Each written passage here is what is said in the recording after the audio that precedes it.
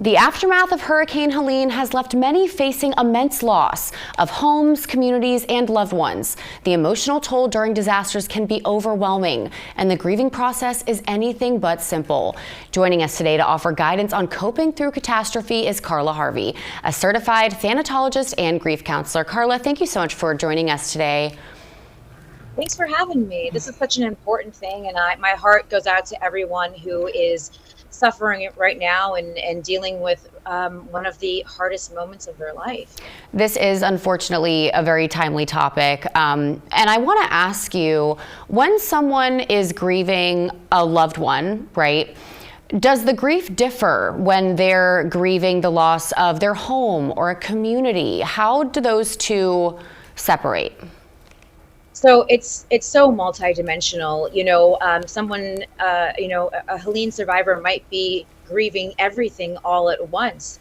I was in mortuary college during Katrina, and one thing that struck me as I was reading about the disaster there was that people were so affected by, they could deal with the loss of their home, loss of their belongings, but then a church that they had been going to for the last 50 years with their family, something that had been, they've been doing for generations, was gone, and that just stole all hope from them. So it's really multidimensional, and when you're dealing with everything at once, it can be really overwhelming.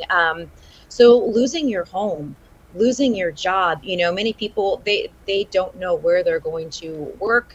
Their lifestyle's changing completely. So all of those things elicit grief reactions. So it's not just death that can give you these symptoms of grief. Mm-hmm. And what you mentioned about how dealing with these multiple different losses at once is overwhelming, but identifying what is causing the grief is kind of the first step to start your healing journey. When talking about grief, we think of a death most often. What about when someone is missing? So there's a term called ambiguous loss. When someone's missing, they're not physically present with you, but of course, psychologically, they're very present with you. And there's all kinds of issues that can come up. You might feel guilty. Guilt is a huge part of the grieving process. It's very normal. It's normal to feel anger. Anger and guilt are two of the things that when I talk to clients and they realize that that's part of the grieving process, again, it can kind of start them on their journey to begin to heal. But when someone's missing, there's no closure. You don't know what's happening. You're trying to keep hope.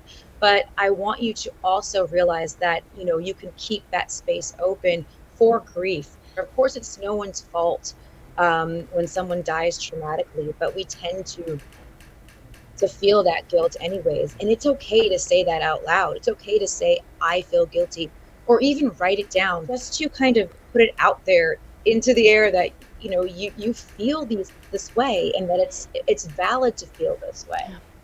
Carla, just within these few short minutes I've been speaking to you, I feel like I really understand the impact that a grief counselor can have when someone is dealing with, one of the hardest times of their life. And one thing I do want to mention before we let you go, you are a partner success manager with Parting Stone.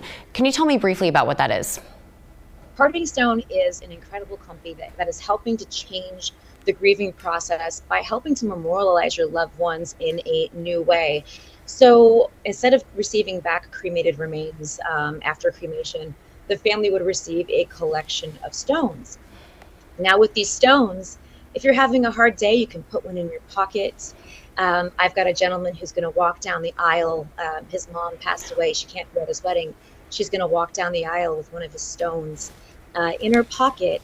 So imagine, back in the day we were said, help facilitate letting go. That's not what it's about. It's about facilitating a new relationship without your loved one in it.